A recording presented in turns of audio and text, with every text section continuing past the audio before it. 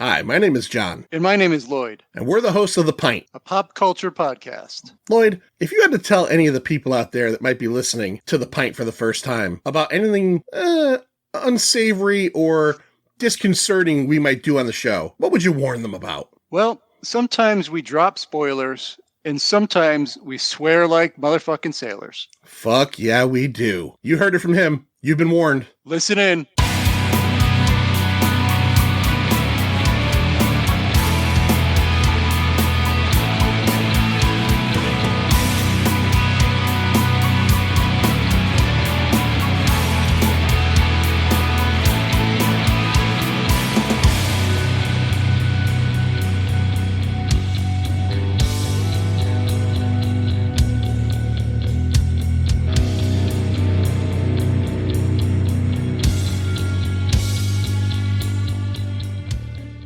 Yeah, but why are you calling me here?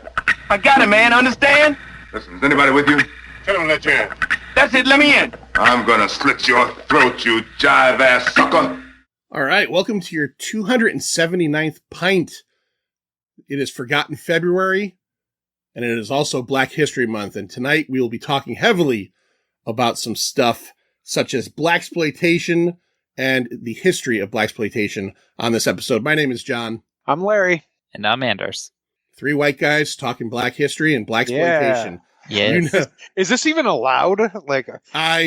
There's strict rules these days, and I don't know if we're following them right now. Let me make it very clear.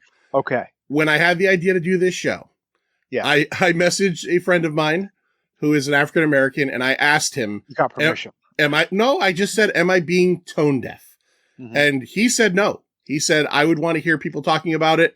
I think if you're bringing a light to something people might not know about, then it's a good thing. So, cause I was honestly three white guys, discussing, Blaxploitation and stuff.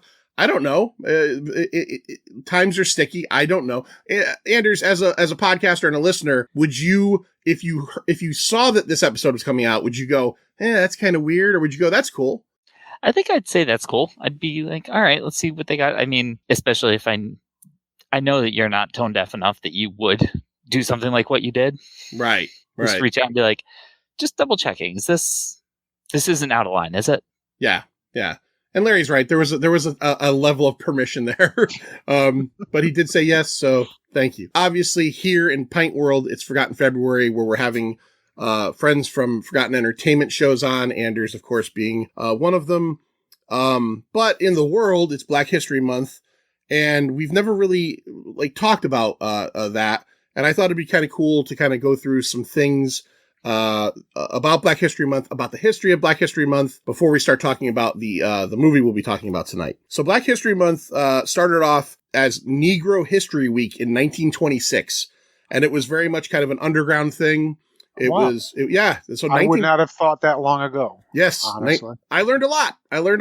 Just by reading up, and I think the folks out there should do the same thing. In 1970, it became Black History Month, but again, it wasn't recognized by the United States. In 1976, It was. 1976 was the first year that it was officially recognized by the U.S. If you go to blackhistorymonth.gov, and I'm not kidding when I tell you this, I've gone on multiple times this month. It's one of the most incredible websites out there in terms of just pure information.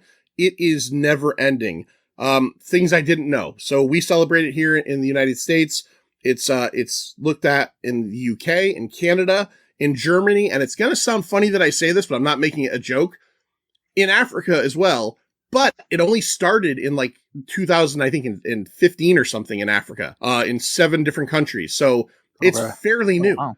It's fairly new there. But if you go to blackhistorymonth.gov, there is an incredible amount of information, teacher-specific content such as building lesson plans, photos, audio clips, videos, news on exhibits and collections, info and history on basically the Black influence in history through art, sports, culture, war, things such as colored regiments in the Civil War, the Tuskegee Airmen, obviously slavery, emancipation, civil rights, and then, the people that we know that are so important, Malcolm X, MLK Jr., Jackie Robinson, Maya Angelou, Harriet Tubman, Barack Obama, Thurgood Marshall, all of those folks that you know something about, there's a ton more in there, but then there's a ton about people you've never heard of before that did incredible things that I'm just going to tell you, go there. Again, blackhistorymonth.gov. Awesome. It's truly an awesome website. It is, like I said, I've been going on my lunch breaks, just reading up on a lot of the war history is amazing. A lot of the war history is totally amazing. Yeah, I've never visited the website, but I'll definitely check it out. Definitely worth checking out. And if any of you folk out there are teachers, and if you're looking to put a lesson plan together for something along those lines, there's a ton of resources in there. So pretty cool stuff. Now, I wanted to talk, obviously, because we are an entertainment-based podcast, about something that was very aligned to entertainment and Black history. And one of those things is very controversial, but it's Blaxploitation movies. Larry, you have been a fan of Blaxploitation movies for a long time. How did you first get into them? Because honestly, we're talking about tonight's movie. We'll give that up in a second. Kind of my first real foray into it, other than seeing a lot of the trailers you've shown at your shows before. How did you get into Blaxploitation initially? Working at the video store, seeing them on the shelves, seeing Superfly and Shaft and The Mac and Dolomite and all these movies on the shelves, and just taking them home, checking them out, and just falling in love with them. Funny. They're when they're supposed to be. They're super violent. They're entertaining. At the end of the day, they're even the worst directed, worst acted of these films was entertaining. They had stories to tell about their culture and about their experience in America. They made an entertaining film out of them. So I've always enjoyed the genre. Definitely one of my favorites. A lot of them are really, really great movies, and they did it on a lot of times on a shoestring budget, which is very impressive. Anders, you're a good handful of years younger than Larry and I. So the time period between when Blaxploitation was popular to the time period where you'd be watching movies is further along. Was this your first experience watching what we watched, or kind of along the lines? Yeah, this is my first time actually watching like a real Blaxploitation movie. Oh, cool. I've seen, I never saw the original, but I do remember seeing at one point like the Shaft reboot came out in the 90s, and like other stuff like early Tarantino stuff that's kind of derived or pays homage to Blaxploitation, or things that parody it. Mm-hmm. But I would guess a lot of younger, well, I say younger, people younger than me, I would guess a lot of their introduction to Blaxploitation is probably from Tarantino. Mm-hmm. I would guess, especially with Jackie Brown. People are like, who is this, beautiful woman? And then a little research turns up that she's in every, important Blaxploitation movie that there is. So yeah, that makes sense that a younger person would learn it from Tarantino. Absolutely. I could definitely say for me, as a young guy, not having known Blaxploitation movies, but still loving the movie, the one that kind of, now that I look back on it, is I'm Gonna Get You, Sucker, which was, a parody. A parody of it. Yeah. But a funny parody, and Absolutely. a much funnier parody when you start to realize what it's based on. Right? Like what they came up with. So Blaxploitation films started in the very late 60s and pretty much worked all the way through the 70s. Obviously, Black and exploitation. And these were very much, I guess, kind of a point of problems between different people, different Black people out there. Junius Griffin, who was the president of the NAACP for the Hollywood and Beverly Hills chapter, he's the one that coined the term Blaxploitation. And he said that they were proliferating offenses to the Black community, basically saying that they were stereotyping Black people as criminals, as pimps, as whores, as drug addicts, as drinking too much. Mm-hmm. So there was a lot of people that were on his side, and then there was a lot of people that looked at it in a different way. And one of the things that I read that I thought was the most interesting was a lot of the people, not just Black, but people all over who liked these movies, liked it because these were the first movies that, for the most part, that Black people were the lead characters. They weren't the sidekicks. They weren't victims. They weren't they are almost all Black cast for the most part. And you've got villains and you've got heroes and you've got the, all that. And you've got all black cast for the first time in like Hollywood's history. But what ends up happening with all of this here, I have this written down.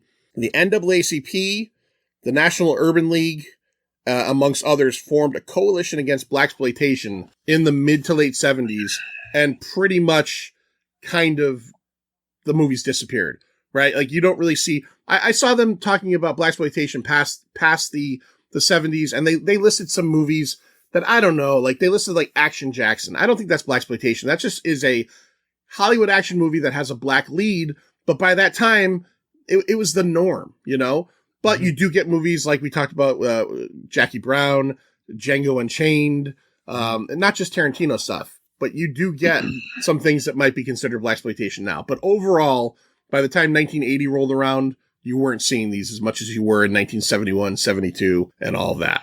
Sure. Well, times have changed by then also, right? And everything runs its course. Even horror has, its lulls and, slasher films. Slasher films disappeared in the mid 80s and didn't come back until Scream. It just happens. That's, and I think the blaxploitation films had their run in the late 60s to mid 70s. That was, they told their story, and it wasn't only the NAACP that had a problem. Some of the directors, was it Gordon Parks Sr., who directed Shaft, hated the term blaxploitation. Wouldn't be a part of it, wouldn't have a part of it. And he made what many people think is the greatest blaxploitation film of all time in Shaft. But he just didn't like the term, and he didn't like what the term was associated with. Listen, I'm not black. I can't speak for the black experience. I can speak for growing up in, an impoverished neighborhood from Bridgeport, but it was a different time. There weren't pimps and, all those shenanigans on the streets when I was growing up. I never looked at it. I look at it like you're telling stories, right? You're making movies or you're making music. You're going to be telling stories about where you're from. You think of a band like NWA. NWA got a lot of shit when they came out for their music. And they would always say, we're talking about what we see every day. We're talking about where we grew up, right? It's the same thing with these movies. These filmmakers are going to cast the people that they see every day, and they're going to tell stories about the stuff that they see every day. If you're from Harlem in 1971, you see some shit. Right. So you're going to make movies about that kind of shit. Is it embellished? Sure. Don Magic Wand and his, fucking fish tank pumps. Like, yeah, of course you got to embellish it. It's a movie. You have to make it more extravagant. But I never understood the people who saw it as, like poor towards the culture. These were just people entertaining the people that they grew up with. The people that they're entertaining their neighborhood, the people that they know, with the stories and the backgrounds that they're familiar with. Well said. I agree. That's actually what the director of this film, which by the way is Truck Turner, from 1974, said. He said that he didn't look, this is a white guy, by the way, Jonathan Kaplan, making this movie. And he said he wasn't looking to make a black movie. He was looking to make a movie not about race, but about your station in life. And that's what this like this LA life in 1974 was kind of like Hollywoodized as was, pimps and hookers and bad people and Skid Row and all this stuff. So, all right, let's get into it. Before we get started, does anyone want to get out? Truck Turner came out on June 26th of 1974, directed by Jonathan Kaplan. Over the Edge. He made Over the Edge, Larry. Yes, we did. Which we did over on the Patreon for the Pint Insiders. As you know, one of my favorite movies of all time. Yeah. He also did my favorite trucksploitation film of all time, White Line Fever, starring Jan Michael Vincent. Oh, I've never seen that. You got to get, if we're doing a blaxploitation, we're going to have to do a trucksploitation episode at some point. I got to be honest with you, until you said that, I didn't know trucksploitation was a thing. 100%. Wow. Okay. So you're talking about like Convoy and stuff like that. Yep. Okay. All right. Yep. He also directed Project X, which starred Matthew Broderick and a monkey. Yes, it did. So yes, it did. This is a second movie we've talked about, written by this person, Lee Chapman wrote the story for this. She also wrote The Octagon, the Chuck Norris movie, and Dirty Mary Crazy Larry. She was actually a Hollywood actress, bit part actress in TV shows, but she wrote on the side and she wrote under a male pseudonym. She wrote this movie with no sense of it being a blaxploitation movie because that's how it started. They initially wanted to get Ernest Borgnine, James Coburn, or Robert Mitchum to star in this movie about a bounty hunter, and that was it. When they couldn't get those three people to do it, the head of the American International Pictures was quoted as saying, "Let's just make it a black picture." Yep. So they that's what they did, and then they rewrote it. Oscar Williams and Michael Allen wrote the screenplay. Oscar Williams, some of his credits were Black Belt Jones and another film called Hot Potato, and Michael Allen, Flash Gordon, and Enter the Dragon, the 1973 Bruce Lee classic. Those guys came in and they rewrote it to be basically a blaxploitation movie. This thing was filmed all over LA, all over, like everywhere. And like a 1 month production period is what I read. November of 73 to December of 73. Now, again, there's no CGI. There's no real big stunt scenes in terms of like anything that would have been too crazy. So I guess you can get this done in a month. Larry, before we start talking about the movie, we got to talk about who's in this. Let's talk about the cast. Bring me everyone. What do you mean everyone? Yeah, I mean, you'd mentioned all that about, the rewrites, and it was written, as a white film, quotations or whatever. Isaac Hayes, who plays Mack Truck Turner, was originally not cast in the lead role. It was originally Dick Anthony Williams, who played Pretty Tony in The Mack, which is another great blaxploitation film, who was cast as Truck Turner. But they decided that they wanted somebody with a little bit bigger name. Isaac Hayes had become popular writing the theme from Shaft, and he had mentioned that he'd wanted to get into acting, so they threw it to him. They also figured, from what they said, this is not confirmed, they figured that it would be cheaper to get Isaac Hayes since he had never acted before, but that didn't really work out. It cost more money. It cost more money because Isaac Hayes didn't play. Chef wasn't playing around. He wanted to be paid. You know what I mean?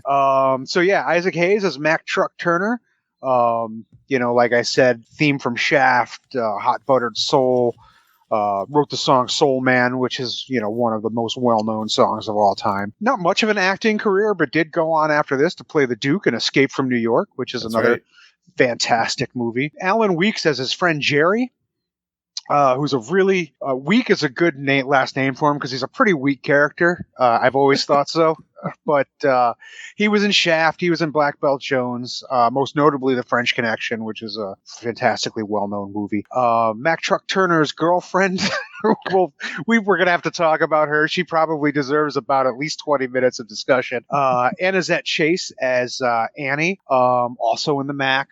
Probably most well-known as Belinda Ali in The Greatest, the film about Muhammad Ali, starring Muhammad Ali. The one with Muhammad Ali, yeah. Right. She played his wife, one of his wives, Belinda. Also, we had mentioned Nichelle Nichols, Uhura, as you know her from Star Trek.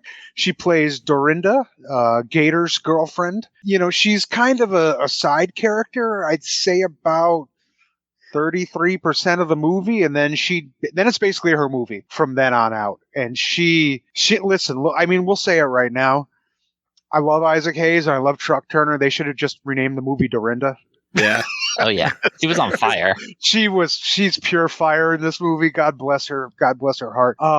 One of my favorite actors of all time, Yaphet Kotto as Harvard Blue. You know Yaphet from Alien. You know him from The Running Man. Tons of blaxploitation stuff. Friday Foster, The Monkey Hustle. You may also know him for his IQ of 225 and his rendezvous with real life aliens. If you read any of his interviews in his later life. Oh no, I didn't. No? Oh yeah, he gave an interview a few years before he died where he said he had an IQ of like 225, a tested IQ of 225, and had ridden on real alien spaceships. And it's zany. You should look it up. Okay. I think it was in Rolling Stone. It could have been in Rolling Stone magazine. Really, baffling interview. But that's Yaphet Kotto. Sam Laws is Nate Dinwiddie, who was Truck Turner's boss, I guess. He ran owns the bail bonds company. ran the bail bonds thing. Also in a lot of stuff, White Line Fever. He was actually in Project X, as a matter of fact. Had a small role in Project X. Paul Harris as Gator, who was just fucking short, small role, but I don't even know. He might have spoke like 4 times. Shut your mouth, bitch. That's like his only line, like 4 times probably. But just watching him steal Jerry's car and drive away waving was enough. That was enough for me. That whole chase scene is fucking epic. Amazing. It's fucking epic. If you didn't pick up on it, Charles Cypher, Sheriff Brackett from Halloween, as the drunk hanging out in the. I didn't put it together when I'm looking at him going, I know this guy, and I'm thinking he's a 70s, like, probably sitcom stalwart. And then I read afterwards that it was Charles Cyphers, Yep. A couple more. Scatman Crothers in a very short role with hair, which is always weird to see Scatman Crothers with hair. Yeah. But I love Scatman Crothers. He's literally one of my favorite actors of all time. He just seems so musical, right? Even when he's talking, he's just musical. Dick Miller, always time to celebrate when Dick Miller's in a movie. There's also a weird reference that I'd never picked up before. At some point later in the movie, somebody says something about a bucket of blood, which is a famous old Dick Miller movie. Oh, so Dorinda.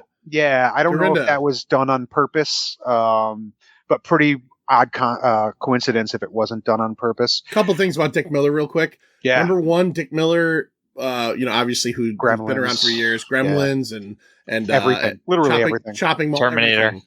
Terminator, absolutely. He seems like the kind of guy that went from like 14 years old to like 35. Like he always had an old face. Got an old face. Yeah. Like 45 probably is a better way to put it. And number two, there's a scene with Dick Miller where it just goes to personify how apparently in the 1970s, white guys didn't have a problem saying the N-word to black guys. Yeah. Like, whoo, there was some, like, look, the word... Especially in these movies. Yeah. The word is dropped a lot in this movie, and I'm not even going to talk about that. I'm not going to get into that. I don't think it was... I'm going to go out on a limb and say, now, in the 70s, I was young, right? I was born in 73, so I wasn't around when, the Truck Turner days. This was a little before my time. But I'm still saying I don't think white people said it to black people's face this brazenly as you see it in Blaxploitation movies, because you were going to get punched in the eye if you did. And I don't think anybody wants to get punched in the eye. No. So, no. Yeah, I think it was more of a movie thing. I really don't feel like it was done in person quite as often as it's done in these movies. Just two more. Stan Shaw's first movie. He's the pimp who gets shot on the rooftop, right? Yep. I recognize his face, yeah. Yep. Oh, yeah, very... very familiar face. You can't miss him. This was his first film. And Be Still My Heart. I love him. Stymie from The Little Rascals was the clerk at the prison. Oh, really? Yeah. When they go into the prison, they're going to see Truck's girl. The guy who makes a comment about the wife. Yes. That was Stymie? That's Stymie. You could just, dude, as soon as he makes his face and like he makes his eyes all big, just picture the black hat on his head. That's Stymie. Wow. I think he's credited under his real name, Matt Beard. But yeah, that was Stymie. Okay. Yeah. All right. So that's the cast of Truck Turner. Let's get into the movie. Now, Anders, the movie starts off immediately with Truck, and he's sleeping in, and he gets a phone call from his partner. What do these guys do for a living? So these guys are bounty hunters. They work for several bail bondsmen. I gotta say, during the opening credits, just the bail bonds like montage that happens right now. It's one of those things that I'm just like, I see that and I'm like, this director has to know. He's got to be like in on the joke when he's making this. Yeah. Oh yeah. But Truck, he gets a call. He gets up for some reason. He is sleeping with his gun and absolutely nothing else. Yeah. Yep. Cat pissed on his shirt. He's like watching the cat, trying to get rid of it, but it keeps coming back. Yeah. He like his first reaction with the cat is like, "Hey, kitty," like a nice pet, and then he smells himself and realizes the cat has pissed on his shirt, and he's Well, he has this moment where he says to the cat, he goes, what was the cat's name? Was it Francine? Francine? Francis, I'm sorry, I didn't feed you last night. Motherfucker, you pissed on my shirt. Maybe if he wore the shirt to bed. I don't know. True. Right. Now Anders, if you're a skip tracer, are you going to bed with the around the body holster on, or are you gonna just like leave that off till the morning? I'm gonna leave that off till the morning. The gun's still got to be accessible. Don't get me wrong, but I don't think it needs to be strapped to me. Yeah. I'm a side sleeper. That'd be really uncomfortable. Agreed. So, kind of a day of the life of these two guys, and they start to go off on a couple of their runs. Their first run is they have to go to a military base. They're going to a military base to pick up Garrity.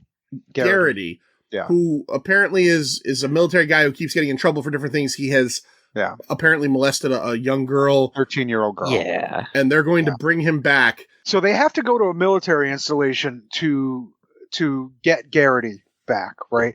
First of all, the sergeant, whatever his rank is, isn't really interested in giving up his guy.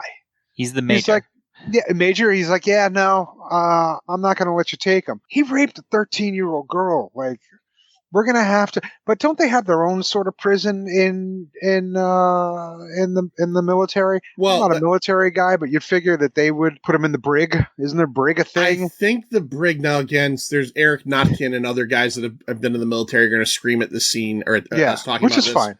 Which is fine. We won't be able to hear them. I think they'll be in their car or something. Yes. Yeah. Brig and court-martialing are for offenses maybe like involving the military. Okay. Maybe if you do something in the civilian world, then it's civilian justice. Yeah. Right? Maybe. All right. But none of that was actually my biggest problem with this scene. My biggest problem with this scene is when you tell me you're going to pick up a military guy and they get him in the car and the guy's like 58 years old. Right? Aren't you expecting like a 19-year-old, a 20-year-old? Yeah. The guy's like a 58-year-old drunk, basically. Like, and I'm like, why is this guy in the military at this age? I didn't really understand it. And then he's just leveling racial slurs at Truck and Jerry, and Truck finally has to pull over and sort him out and whoops the shit out of him in the middle of a park. Yeah. I think. Yeah. Just stiffly loads him back in the back of the convertible, so his feet are still sticking straight out of the back of the convertible, and they bring him back to the prison. That was definitely that's one of the moments I think where they managed to save some money in order to pay for Isaac Hayes in this movie, because it is the exact same punch sound effect for every punch during that fight. Yeah. The exact same. It's the same punch sound effect, and they also save money on blanks because they never reloaded the 6-shooters ever. Ever. There's one or two scenes where they do reload, but these 6-shooters are machine guns in this movie. Also, Anders, do you think it's possible that even as a bail bondsman who has the right to someone in the military facility, do you think you're not going to get in trouble if you drive through a military checkpoint? Do you think you're going to, and do you think that the guys at the base are going to change the tire they blew out on your car?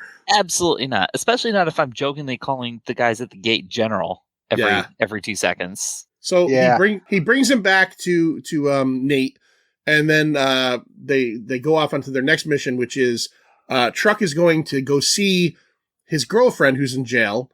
His girlfriend seems to be a kleptomaniac of some sort, and it starts one of the best like little things we see especially in the first half of the movie, is that whenever Truck goes somewhere where there are women get catty, like they get like ow, like so he walks into this. Well, that's a common trope of blaxploitation films. Oh, okay, like the lead in blaxploitation films is always highly lusted after by every woman in the film. I got to be honest, there's a scene in this movie where when his girlfriend does get out of jail, and he is like giving her the eyes, right? Anders, were you surprised that there wasn't a sex scene? I was super surprised. I was really surprised when they cut away from that. Absolutely, especially all the build up to it. Yeah, but they just did the we're gonna pan away, and you know what's going on. Yeah. It was tasteful. I didn't need to see it, but I was surprised they didn't.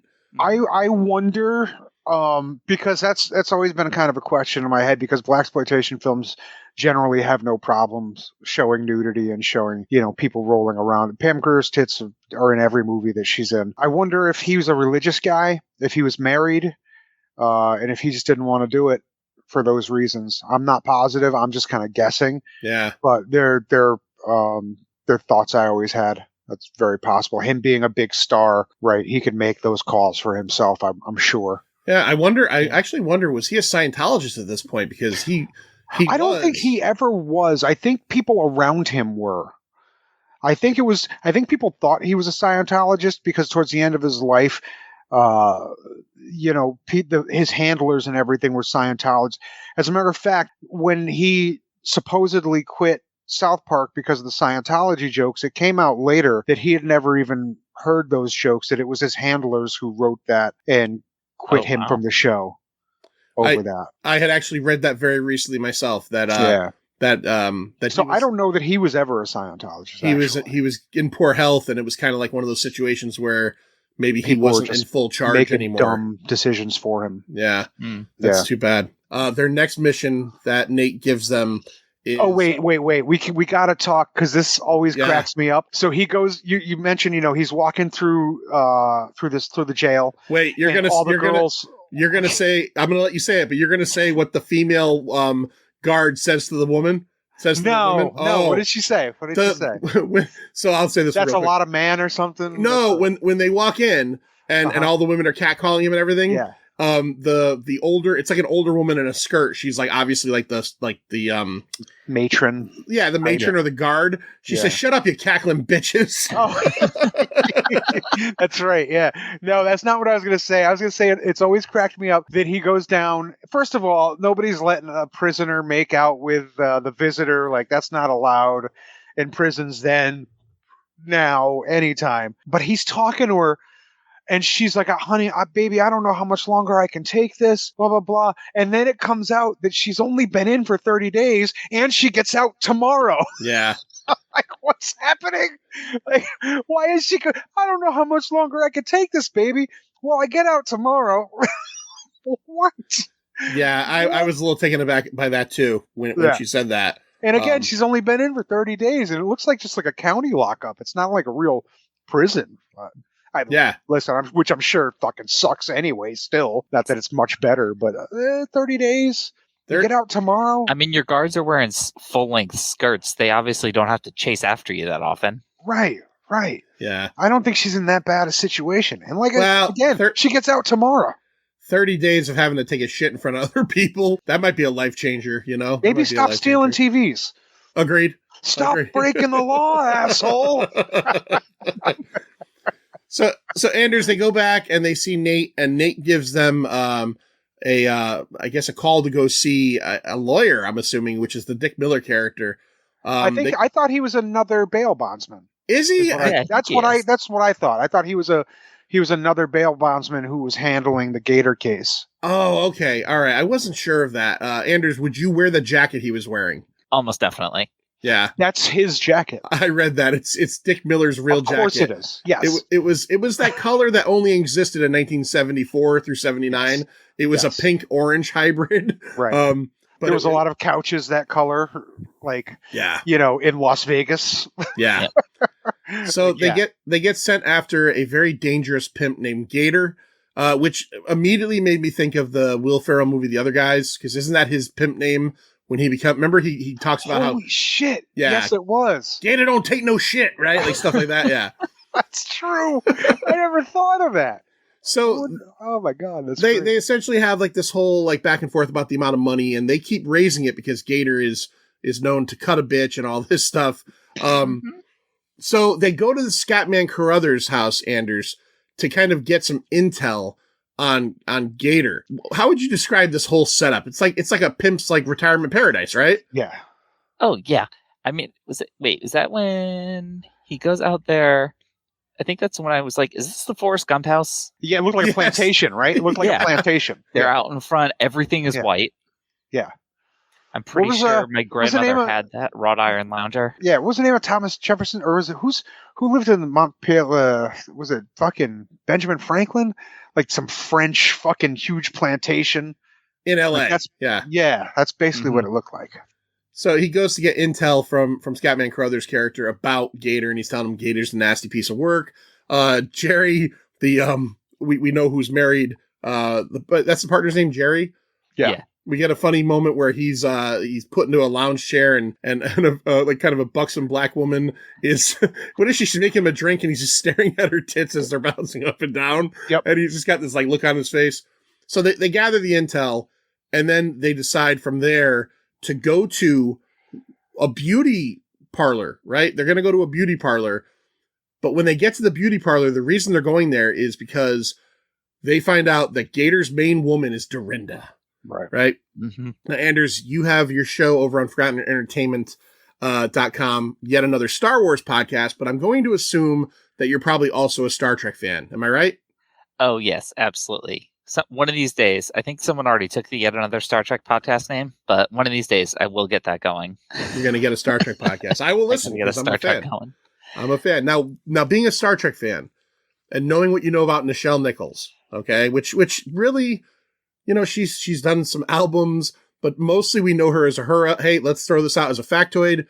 One half of the first interracial kiss on television history with William Shatner. Yep. Was this role of Dorinda a kind of a shock to your system? I was surprised to see her. I was like, oh my God. And then it kind of like hit me. I was like, oh wait, like, I mean, she was an actress at that time. Of course, she probably did a few Blaxploitation things, but then we found out it's her only one. Only one. This is the only time she got into this. She focused on sci-fi, Star Trek conventions. I think we were talking about this before we started. She was like an ambassador for NASA. Yeah. Yeah. Do you think that she got out of it because what more could you give after this role? I mean, I think it's in all honesty, I think it's a duel. I don't think she could have ever topped this role. Not that she's not a great actress. I'm just saying, like, where do you go from here? She is so over the top in such an amazingly perfect way for the role. I don't think you could ever do anything better in this genre. Number one. Number two is I'm sure she was making a good deal of money with conventions and wouldn't maybe realize that talking like this in films may jeopardize that. I wondered the same thing. I wondered if this role, as memorable as it is, once you see it and realize it's her, I mean, she's the most foul-mouthed, evil, pimpin', she's a pimp's woman, but once what happens to Gator happens, she takes over. Mm-hmm. She's a bad fucking bitch. And I wondered if like she was worried that this would kind of tarnish her look as Uhura and to the fan base, because, you know, before I saw this movie, I had never heard Nichelle Nichols say pussy. I had never heard it. And now I can never go back to a time where I didn't hear it. No. Yeah. When was her NASA gig? It was probably around the same time. I didn't read when, but I know a few of them from Star Trek. I think maybe George Takei as well at different points. Different points. Oh my. Oh my. Oh, Brad. At different points, they had worked with NASA as kind of like goodwill ambassadors, because let's not forget, Star Trek in the 60s like influenced a generation of NASA scientists, right? People that wanted to go to space or learn about space did it because of Star Trek. To infinity and beyond and all that, right? Oh, hold on. That's Buzz Lightyear. My bad. Which was probably also influenced by Star Trek. I'm sure it was. She doesn't tell them where Gator is, but Gator makes the unfortunate move to visit her, and Jerry and they're just hanging around the corner. Jerry and Chuck are hanging around the corner. This brings us to one of the greatest like tops car chase / foot chase / fight scenes combos that I'm not even being funny that I've ever seen before. Yeah. Like, I couldn't believe how good this was. We got a muscle car. We got trucks. Jerry's wife's muscle car versus Charger, right? It's a Charger, I think. Versus like Gator's pimp mobile. Yeah, and they're just colliding into everything. Gator drives. Well, first of all, Jerry is hanging out. First of all, seeing a Charger with a sunroof is fucking rare as shit. First of all, that Jerry jumps in through the top of. Yes. Sunroof was not a normal thing on a Charger. You didn't see those, but he just hangs out it and just starts shooting And Immediately. Gator, I'm like, I don't think this has ever been allowed. Like, whether you're a bounty hunter or not, I don't think you can just start shooting at a guy because he's running from you. Like, this isn't how it works. But this scene, John, when they hit the baby carriage full of bagels being pushed by the rabbi, I'm like, hold on. The rabbi has a giant baby carriage full to the brim with bagels. See, I didn't even realize it was a rabbi. I just saw bagels shoot everywhere. Well, maybe he wasn't a rabbi, but he was definitely No, he was Jewish. definitely. Yeah, I think he was had a rabbi. he had the whole thing on. I don't know if LA has a big Hasidic population. I'm guessing he was a rabbi. Yeah, I would think the Hasidics are mainly New York, but yeah. Either way, he was a Jewish man with a baby carriage full of bagels. Yeah. that geniusly got hit by the car during the chase before they hit the Mexican guys full of the cart of fucking flower pots. Yeah. Yeah, this was like a scene out of what movie is that is that Wayne's World 2, I think? Where in the chase everything is just crossing in front of them. The guys with the pane of glass. Yeah. This was literally one of the inspirations for that scene is Gator. At one point, I didn't realize it, but I was reading like the goofs of the movie. Gator hits the same powder blue Mustang twice, even though it's in different spots. Then they eventually end up. What do they run across? Is that that's like sewage? An energy? No, that's like an electric plant, right? Because you can generate electricity with running water. Where's our scientist? Joe, he's not here. Get Joe. Call Joe real quick. But it's something to do with energy. I know that. So they're at some sort of energy plant just running between the waves. Like, really bizarre. It's just like, I don't know how you're location scouting and you're like, got it, guys. Like, this is where we need to shoot this fucking part of the scene. Really weird. Strange scene. Did Gator know where he was going? He seemed to know his way around those tunnels when he was running through them. Yeah, he probably hangs out there on the weekends. I would think. Yeah, I don't know. In between lines of coke. Yeah, pimp's got to do other stuff, right? So pimp's got a pimp. As a pimp, listen, your number one goal is to keep your pimp hand strong. Yeah, right. That's your number one goal. And it looks like Gator does that.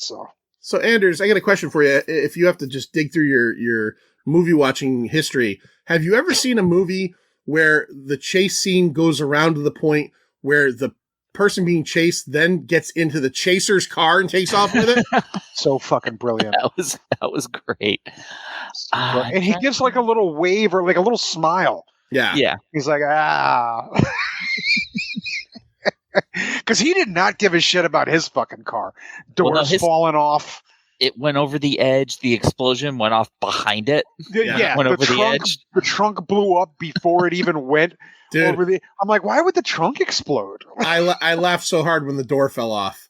When it's just a random shot, and you could almost tell that wasn't supposed to happen, but the door just falls off of it. At least he didn't fall off, right? So, well, I was gonna say, I mean, even if the person getting chased does steal your car, you can always find an enthusiastic person to hold at gunpoint who will love being taken hostage, right? and take his car. Yes, that guy, the farmer Bill or whatever he was. Yeah. So Truck and Jerry commandeer a car. Another thing I don't think bounty hunters can do. They commandeer a car. They chase him basically into the downtown area. Gator gets into what's the bar next to the Strand, Larry? Oh, Jerry's or Joey's or whatever. He runs into Joey's in Seymour, Connecticut. He runs into the Regal Beagle. Into the Regal Beagle, and he basically pulls out a wad of money and says, "Any of you motherfuckers want $50?" He goes, "I got a couple guys chasing me in here." He goes, $50 to whoever stops them. And then he leaves, and he leaves all the money. These guys could have done nothing and just taken the money. Right. But these guys are honest fucking guys. So Truck runs in and Jerry runs around the back. And then we get a phenomenal fight scene where these guys are just having a fucking, a brouhaha, just beating the shit out of each other, throwing each other through the fucking walls, onto pool tables. And then eventually they get away and get out of that, but they've lost Gator. Gator's gone.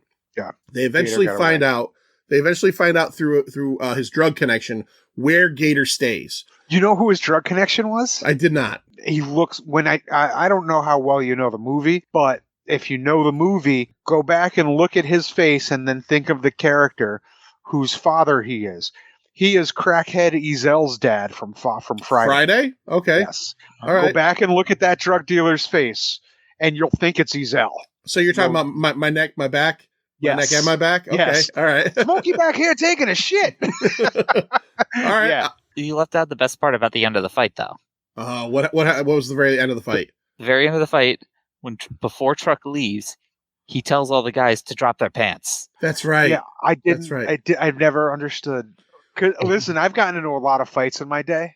Well, here's the I've thing. never told anybody to take their pants off afterwards. Here's the thing. When Gator walks in, he tells everybody that I got a couple punks after me. And I think punks is it's an F word substitute, right?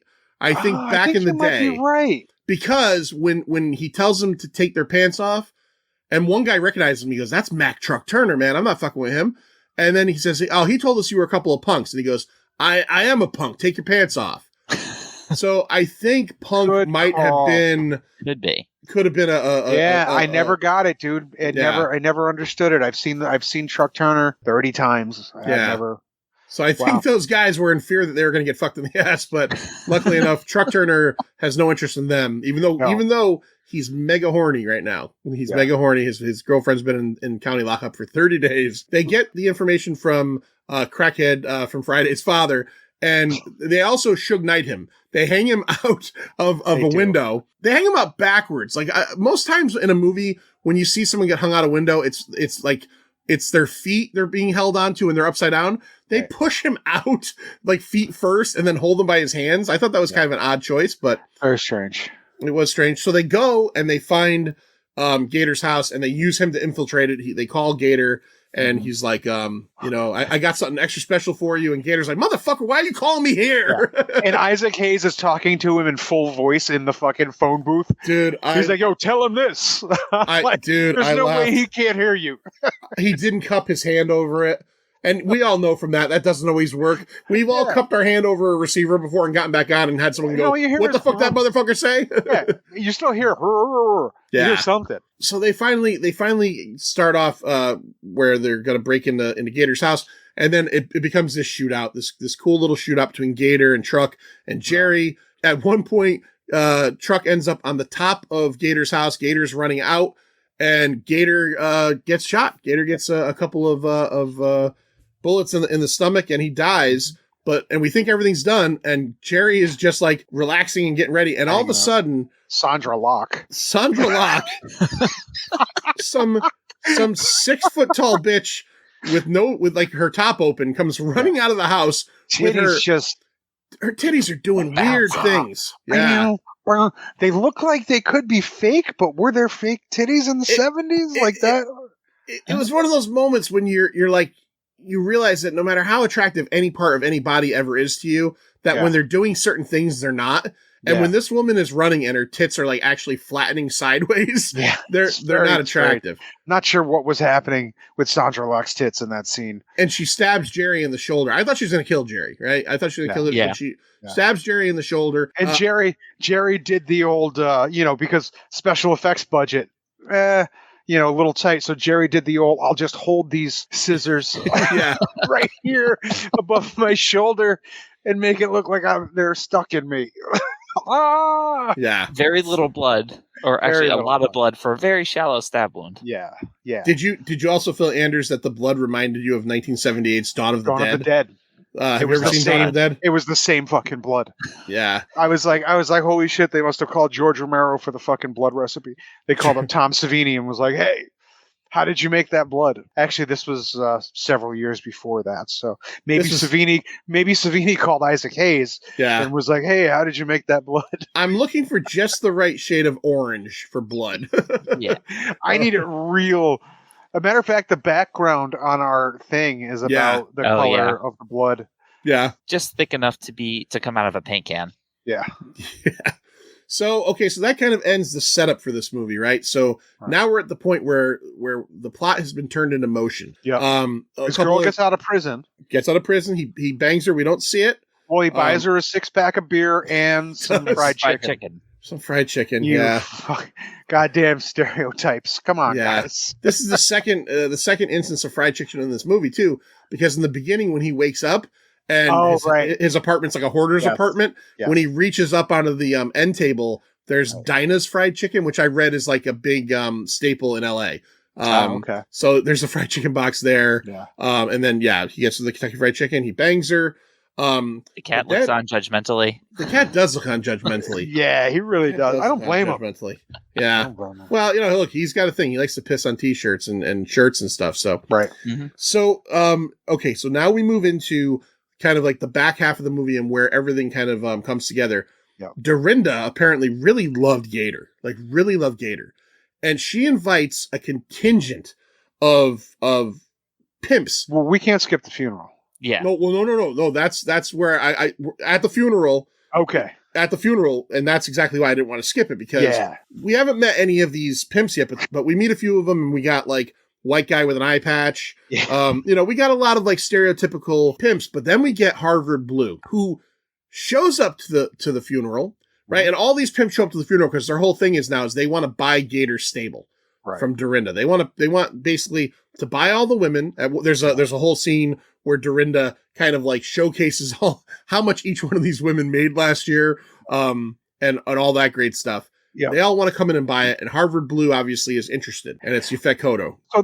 So the pimps all come, it's kind of out of respect, but like you said, it's mainly because they want to get in on the girls, right? Fucking Gator's dead. They don't think Dorinda's going to run the stable. They want to come in and try to get it. But they come to show respect. They come to the funeral, which is an open casket at the cemetery, which you don't usually by the time you get to the cemetery, the casket's closed. Whatever. I'm not judgy. I did like how they all put some Coke into the casket. Yeah. Right? Every pimp walks up. The first one, you're like, what the fuck did he just do? Like, what did he throw in there? And then it's like, holy shit. They're dumping cocaine into the casket. Yeah, because you actually see the priest look, and he kind of gives this whole fuck this. What am I doing here? Priest is like fucking waste of perfectly good cocaine, but yeah, I could use that. So then Harvard Blue shows up, and you can tell he's not really loved. Dorinda gives a look. It's like, what the fuck? And he walks up, and you're like, oh, he's going to dump some coke next. No.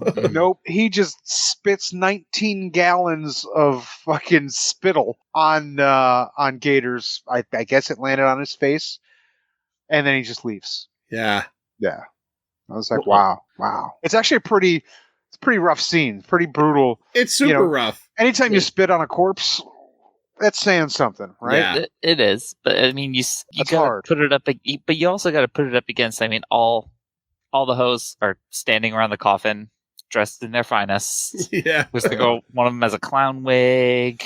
The dude with the eye patch has the full denim suit going. He did have a denim suit. He did. There's at least one gold tip cane. And don't forget, he also had a bedazzled eye patch. He did. Yes. He did. Somebody got to his eye patch with a bedazzler. Yep. Yeah.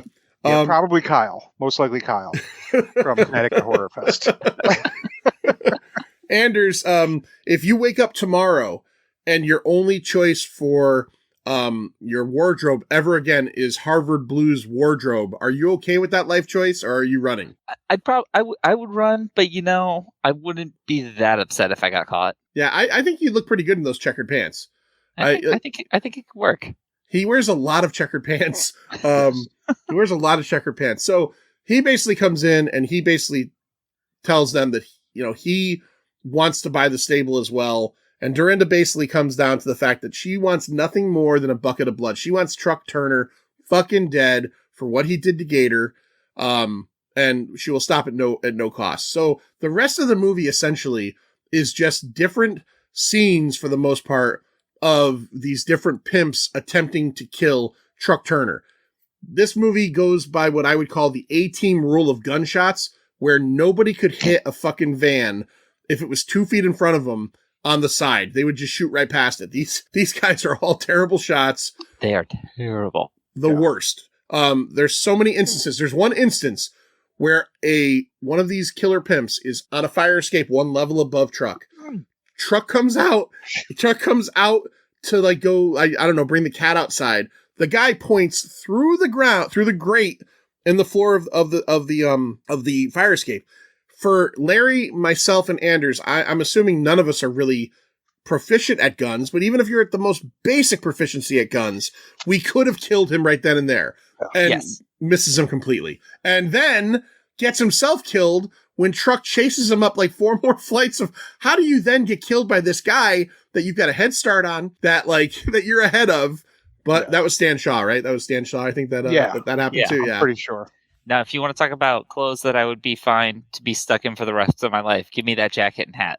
The white frilly thing? Yeah. Okay. Yeah. All right.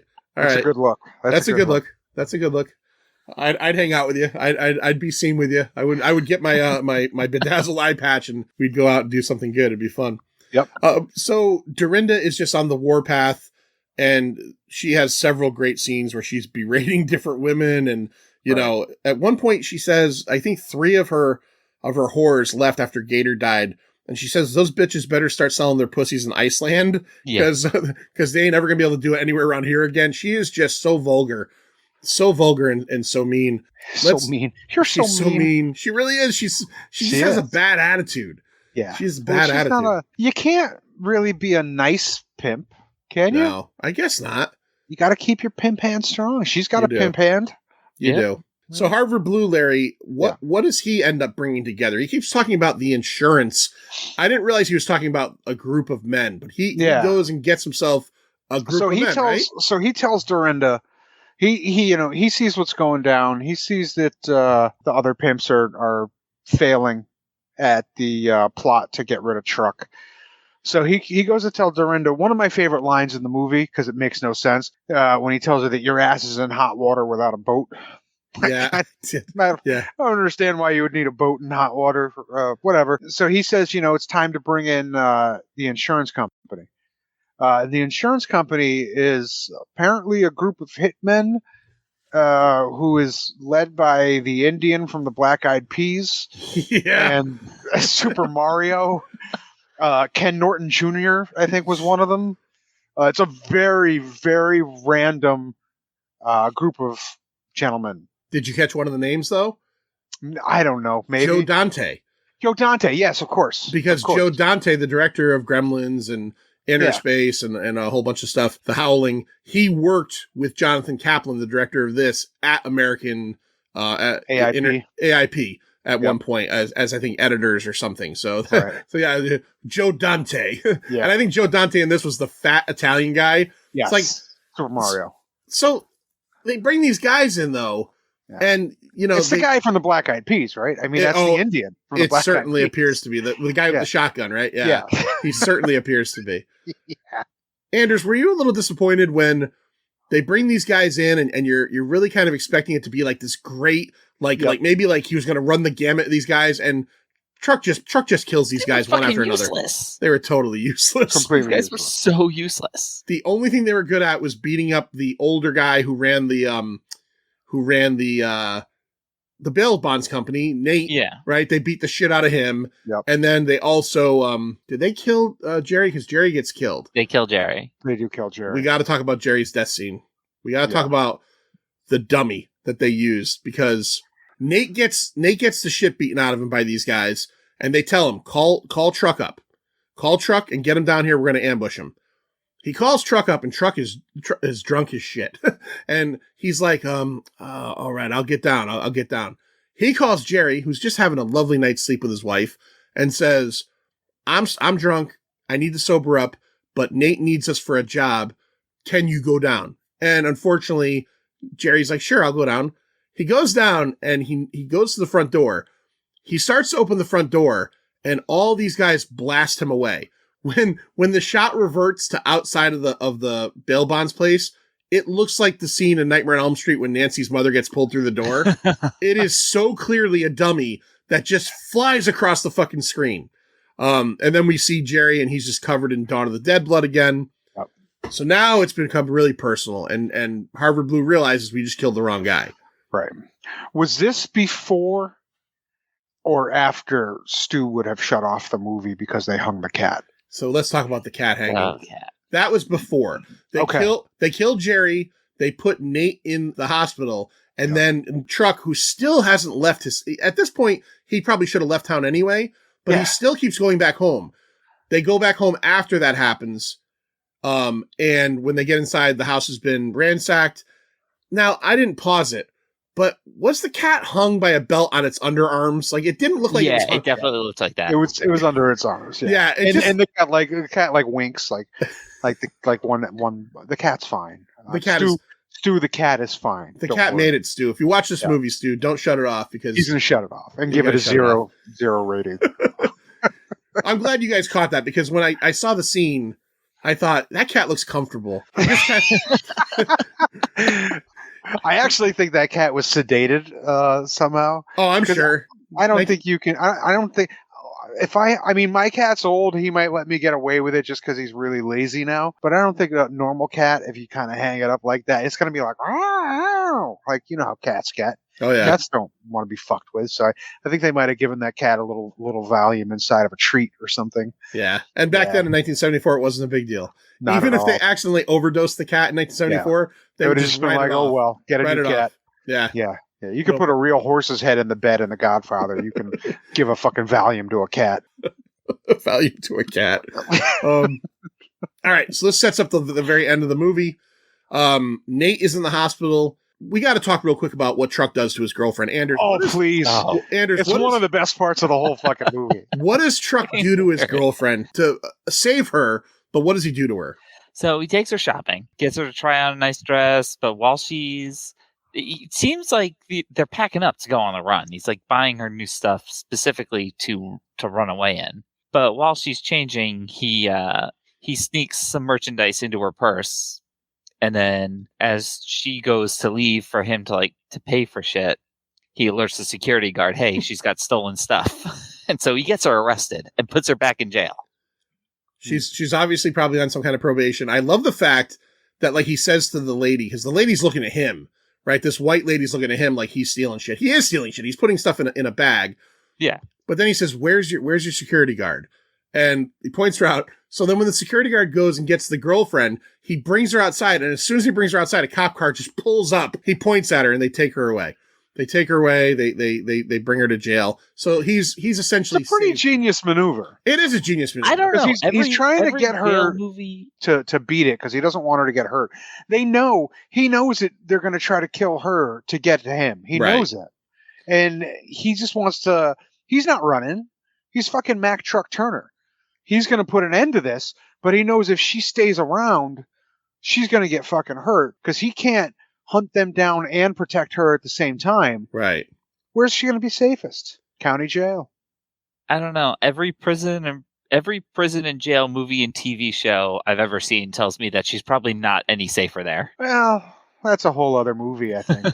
You know, I think the biggest risk, I mean, it's 1974, so it's not the same thing as we have now with the different 3 strike laws and everything is what if that was her third strike and she ends up going to jail for 10 years? Yeah, 10 years. And she's like, you motherfucker, Mack Truck Turner. Yeah, I like, they didn't show it, but I like to think that after it was all over, he got her out. Like he said that he played a practical joke or something. No, she gets out at the end. Yeah, but I'd like to think that he's the one who got her out by clearing her record. Here's a whole nother thing. Maybe he talked to Stymie and was like, hey, Stymie, listen. Here's a whole nother thing. Between Spanky fucking took care. Chubsy Ubsy came and, Froggy. Between running the fucking gamut on the insurance company and then what happens in the hospital at the end, I don't even know if Truck's not going to go to jail for about 10 or so years. There's a lot of shenanigans. So he kills off the insurance company and then he goes to the hospital. He brings a bouquet of roses for Nate and he hands him a fucking a 38 and he says, hold on to this. You're probably going to need this because he knows 6 seconds. Really, I didn't expect that. No. Right. So he hands him the gun, says, "You're probably going to need this." And then the next thing that happens is Harvard Blue and his little stoolie that looks like a guy from the Blue Oyster Bar in Police Academy. Yeah. They show up and they just start fucking blasting in this hospital. Yep. Right? They're blasting in this hospital and it's a full-blown fucking gunfight in the hospital. Okay, corral type shit. But again, it's A-team rules. The only things that are getting hit in this hospital are the glass IV bottles. Giant bag of guts or whatever that was. What the fuck was that? I have no idea. I've seen the movie 30 times. Is that a giant bag of guts? Like, there's a scene I found so fucking funny where Harvard Blue kicks the kid out of the wheelchair. Please tell me yes. Yes. Just what? For no reason. He's just walking by a kid in a wheelchair and just he comes off the elevator. That's right. The elevator door opens and a guy, like an orderly, brings a guy out in a wheelchair. And all Harvard Blue wants to do is get on the elevator. And that should be his main concern. But he takes that extra 2 seconds to knock over the orderly and the kid in the wheelchair. Yeah. Who falls out of the wheelchair promptly. Yes. Amazing. He goes through the OR and the doctors actually managed to have the steadiest hands in the middle of a shootout that I've ever seen. Yeah. They're not bothered by anything. Nope. They're not bothered by anything. Now, Anders, a couple, maybe one of your first episodes you ever did on The Pint, we did our top 10 movie villains. Would Harvard Blue even be in the orbit of, say, like top 30 or 40 at this point? Because he's pretty badass, man. He's a pretty badass dude. He's a pretty badass dude. I could see him taking a slot, maybe in like the top. I'd definitely go top 40, possibly top 30. I mean, he spit on a corpse, dude. He spit on a corpse. He spit on a corpse. He fucking killed a cat, right? I mean, I'm assuming he's going to kill true. a cat. That's true. He killed the cat. That's definitely going to get him up there. And kick the dude out of a wheelchair. Out of a wheelchair. Tried to kidnap a kid that I haven't seen. Kidnapped a little kid. Remember just carrying the fucking little kid around? Yeah, that's pretty dark. Who was wildly calm. Yeah, the kid was totally okay with that. The kid was just like, whatever. Yaphet Kotto wants to carry me around. And then he gets one of the most hilarious deaths of a villain I've seen. He died for a long time. He died for a long time. And before there was a shot, you could see him. He's coming out of the hospital. You see him from behind. It cuts back to truck. He fires the shot. It goes back. But in the shot before he fires the gun, you can see like the red blob under his jacket, just ready to go. The squid, I didn't notice that. Burst. I didn't notice that shit. I'm gonna be watching this again. We'll talk about that. So Truck chases him out of the hospital and shoots him in the back. And then we get like what I think is a fucking pretty incredible scene where it's like a camera rig is mounted to Yaphet Kotto. And it's just, it does take a long time. But I thought this is really interesting. It's just Yaphet Kotto, it's Harvard Blue dying as he's walking away from Truck. But it's all shot like really like right up in his face. And he's desperately trying to get to his like fucking Cadillac or whatever. He finally gets in and you're almost like, is he going to drive away? Like he got shot square in the back, like in the back. You're like, is he going to get away? And you're almost like, wow, this guy might have like a little bit left in him. And it's all very kind of shot like very seriously. And then he finally just hunches over and dies on the fucking horn, and the horn starts going. But luckily it didn't last too long. They cut away from that scene. And then the movie essentially ends not the way you think it would be, where Truck gets brought in and for questioning. He has all of his first belongings. He's got to take care of Dorinda. Oh, I forgot about that. He did that earlier, right? Before that shit's not over. That shit's not over. Like Harvard Blue wasn't the main. Yeah, Harvard Blue wasn't the main villain. It's Dorinda he's got to take care of. Because if he leaves Dorinda, then she's going to find somebody else to try to kill.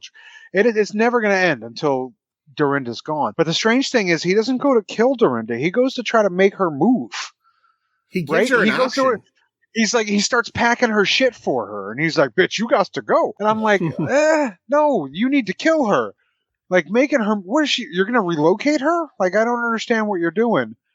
But then she reaches. It's the first time in the movie that we see Dorinda actually seem like she's scared too. Yeah, because she knows that Truck just killed the insurance company, just killed Harvard Blue, and now she has no lines of defense anymore.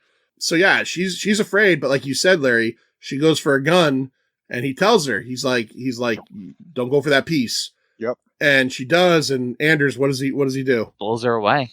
Yeah, right in the stomach.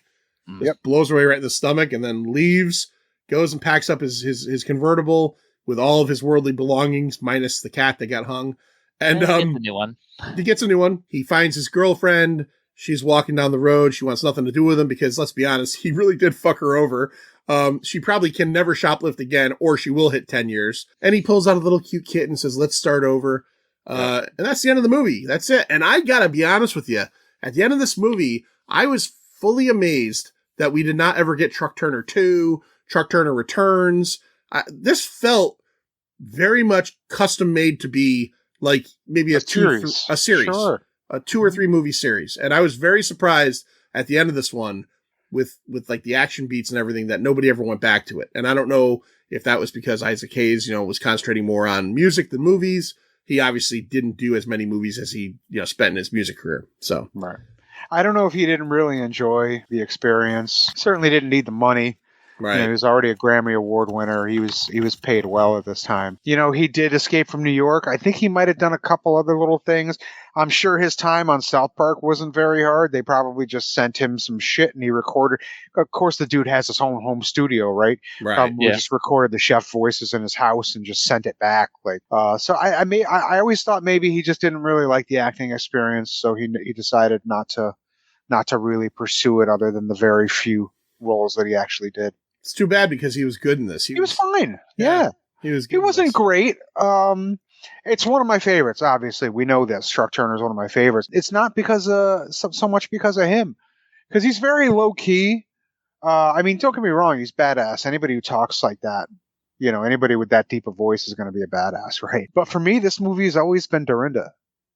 Yeah, it's always been Dorinda. This has always been her movie for me. She's honestly one of my favorite characters in Blaxploitation history. I just love her. She's insane. So entertaining. Yeah, she's awesome. Yeah. She's awesome. Rest in peace, Nichelle Nichols, too, by the way. Yeah. Who died Recent. last year. Yeah. Last year, yeah. All right, let's do the box office on this real quick. So I'm talking about fractions of a penny here. And over time, they add up to a lot. So because this is an older movie, I don't have much box office information on it. I couldn't find any budget, but what I could find is it looks like it made $2.23 million. I'm sure the budget was much less than that. I'm sure it made its money. But I do have the top 10 movies of 1974, just to give you an idea of what was happening that year. Number 10, Murder on the Orient Express, one of the 17 different versions of that. Number 9, Burt Reynolds is a football player, The Longest Yard. Love that fucking movie. So good. Anders, you're a young guy. Why don't you chime in on any of these that you've seen before? Have you ever seen Murder on the Orient Express? Not the original. I saw the remake. I saw the Branagh remake. All right. Longest Yard, the original? Not the original. I saw the remake. All right. Number 8. Number 8 was this is one I've never seen before. The Life and Times of Grizzly Adams. Starring Don Shanks, who played Michael Myers in Halloween 5. Oh, okay. All right. I've certainly never seen that before myself. Number 7, Airport 1975. Yeah. Which was spoofed by Airplane. Yeah. You're going to put it together here, Anders, but in 1974 and in the 70s, besides Blaxploitation, the world was obsessed with disaster movies. Earthquake. Yeah. Well, you hold your horses, Larry, because Earthquake is coming up. Yeah, Earthquake is coming up. Number 6, The Godfather Part 2. I have seen that. 6? Number 6? Yeah. Yeah. Yeah. Okay. Well, 3+ hours long. It probably didn't play as much as some of these other movies. Okay. Number 5, the aforementioned Earthquake. Number 4, come on, Anders, Young Frankenstein. Oh yeah. Okay. Yeah. All right. Number 3, The Trial of Billy Jack, one of the Billy Jack sequels. I've never seen that one myself. Number 2, Disaster Time Again, The Towering Inferno. That one's on the list. I haven't seen it though. All right. Paul Newman. And number 1, directed by the same guy that directed number 4, Young Frankenstein, maybe the most, Blazing Saddles. Blazing Saddles. Yeah. Sure. A couple years ago, the year of the pandemic, in the summertime, we had just gotten HBO Max, and I watched that with my wife, and she had never seen it before. And she literally said to me, she goes, "Is this supposed to be offensive?" And I just said, "It's satire." and it's not supposed to be making fun of anybody, but it's making fun of things. And yes, it is supposed to be that's a rough watch. Yeah, it is. That's a rough watch in 2020 and or 2023. And it also is one of those movies that when you watch it in 2020 or 2023, you find it hard to believe that they got away with that. There is some rough stuff in that one. Mm-hmm. All right. So that was the box office. Now it's only time for one more thing. Let's rate this thing. Have you gentlemen seen your midterm grades yet? Well, they're not posted yet, sir. I've seen them. As always here on The Pint, 0 is the worst thing ever. 5 is the best thing ever. Quarter and half scale optional. Anders, I want to hear from you. What did you give 1974's Truck Turner? I think I'm going to give it a solid... I'm on the verge of a 4, but I think I'm going to go with the 3.75 out of 5. Right. This is a really solid movie, really fun watch. I had a great time with it. You talked about how we didn't get any sequels or anything. This seems like the prime setup now for like HBO or Starz to do like a mini series. Yeah. 8 to 10 episodes. Truck Turner. I'll take it. Yeah. Mm-hmm. Yeah, I'll watch it. I've been looking for this on Blu-ray the last couple of days. That'll give away a little bit of my rating. I give this a 4. I enjoyed the fuck out of this movie. I picked it because I wanted to do the Blaxploitation episode. I didn't want to do Shaft because I think that's like the low-hanging fruit. And I wanted to do something that I knew I had a little bit of connection to. And Larry, during one of the Connecticut Cult Classic shows, probably years ago, showed this trailer. And I remember watching the trailer. Now, Larry show trailers that I just want the trailer to end. And then it also shows trailers for movies that I go, I'm going to put that on like a mental list to watch. And Truck Turner was like mental list to watch. So that's why I picked this. I think the cast is great. I think the writing is really good. I'm not kidding when I tell you that the action scenes, particularly that car chase to a foot chase to a fight, is super memorable. Isaac Hayes does a great job, and Larry's right. Nichelle Nichols steals the show.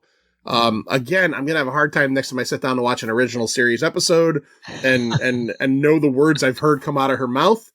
But I give it a 4. Larry, what do you give this one? Everybody knows that this is one of my favorites. It's just wildly entertaining. I'd said Nichelle Nichols steals this, but Isaac Hayes is great as well. I always love seeing Scatman Crothers. Everybody's really good in this movie. Jerry's a little, flat, but that's okay. He gets killed anyway, so whatever. Just really big fan. Really great action. You mentioned the car chase.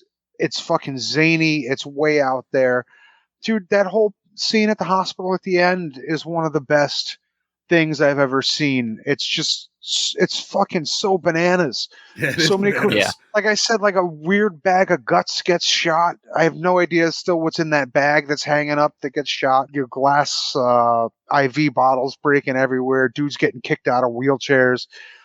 Strangely calm kids getting kidnapped. It's just so fucking bananas. Yaphet Kotto is great in this movie, man. He puts on a great performance in this movie.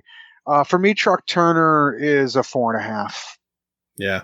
I totally get that. All right, Anders, before we get our special 5 recommendations for Blaxploitation films from Larry, why don't you tell everybody out there about the 2 shows that you're a host of and what you got coming up? Yep. So you can find me on the Bohemian Geek Studies feed. Right now, we're on a little bit of a break. We do deep dives into different types of fandoms. But our other podcast, yet another Star Wars podcast, is very busy right now. We've had Andor. We're in the middle right now of the Bad Batch. We got Mandalorian Season 3 coming up. They just announced all the studios that are doing the Visions Volume 2 shorts coming out in May. So very great time to be a Star Wars fan. Yes, it is. I loved Andor, by the way. Andor's phenomenal. Big fan of Andor. A lot of people were saying, "Oh, it's boring." That was such a good show. Such a good show. All right, so that's the Forgotten Entertainment part, Forgotten February. Go check out Andor's shows and go check out everybody out there that does the great shows on ForgottenEntertainment.com, including Yet Another DC podcast and Cracking One Open and Recent Activity. All of those shows are really great. Larry, give out your top 5 recommended Blaxploitation movies, because I personally want to know because I'm going to watch these movies now. All right. There's some low hanging fruit, right? Shaft, Coffee, Foxy Brown. Did you see Foxy Brown when we showed it? I did. No? I missed it. All right. Dolomite, another one that everybody kind of knows, which isn't, and people will probably disagree with me. I've never really considered a blaxploitation film because it's more of a parody of blaxploitation, even though it's made by, black people for black people. It's a parody of blaxploitation films, but still great. Dolomite's fantastic. I'm going to give you 5 of my favorites. Number 1 is obviously Truck Turner.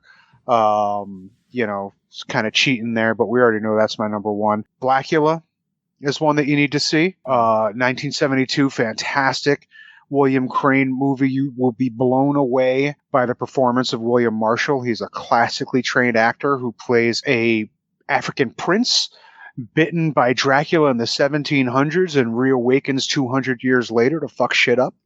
You really need to see Blackula if you've never seen it. My favorite, I'd mentioned Coffee and Foxy Brown, but my favorite Pam Grier movie is Friday Foster. As a matter of fact, I bought Lloyd a copy because he'd said he'd never saw it and had it shipped to his house. I was like, everybody needs to see Friday's Foster. It's based on an early 70s comic strip. Also stars Yaphet Kotto, our good friend Thalamus Rusalala, and a very young Carl Weathers, and Jim Backus. How can you go wrong with Thurston Howell? It's a really funny movie. Pam Grier plays a magazine photographer who uncovers a racist plot and then finds herself a target and has to take some revenge. Pam Grier is always taking revenge in blaxploitation films. That's kind of what she does. Black Caesar is another one that you should really see. Directed by the god Larry Cohen. And starring Fred the Hammer Williamson as a mafia boss of Harlem.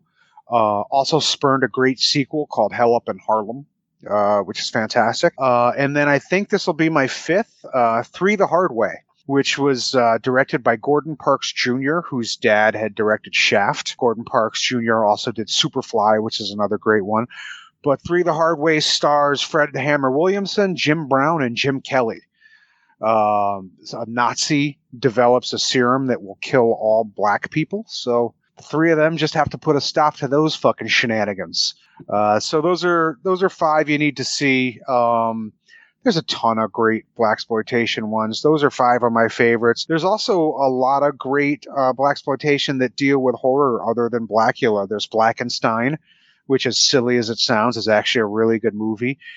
Abby, which was inspired by The Exorcist, is a really fucked up movie. The Black Exorcist movie? I've heard pretty much. Yeah, they actually sued who made The Exorcist? Warner Brothers?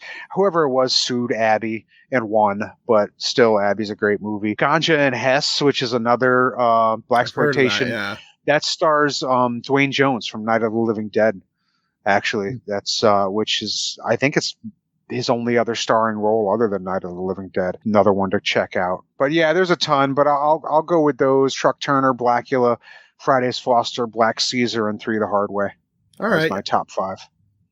I'm interested. Anders, you interested? Yeah. Blackula's one that I feel like it's been on the back of my mind for a long time. That's definitely one. And a lot of people don't love the sequel for some weird reason, but Scream, Blackula Scream is one of my favorite sequels, especially since Pam Grier is in it. So definitely worth a check. So this is what we'll do as the year progresses. We'll get Lloyd on. He couldn't make it on tonight. And we'll bring Anders back, and we'll do a Scary Larry's House of Horrors special. We'll do Blackula. Nice. Sounds because I've never seen that, and I've always been curious by it. So on all these episodes lately, I've been giving out one of our Pint Insiders. Tonight, I'm not going to do that for one reason and one reason only, because I'm going to implore you instead to do what I said before and go to blackhistorymonth.gov and just go in and just check it out and read all about it. I mean, again, I cannot tell you, this website is so packed with so many different things. If you sit down on your lunch break and you do like I do, where you read like NFL.com or, entertainment websites and stuff, nothing wrong with taking a few minutes and teaching yourself a little bit about something that maybe you didn't know about. So that's my suggestion for tonight is blackhistorymonth.gov. And until next time, we shall see ya. It's over, Johnny. It's over! Nothing is over! Nothing! You just don't turn it off!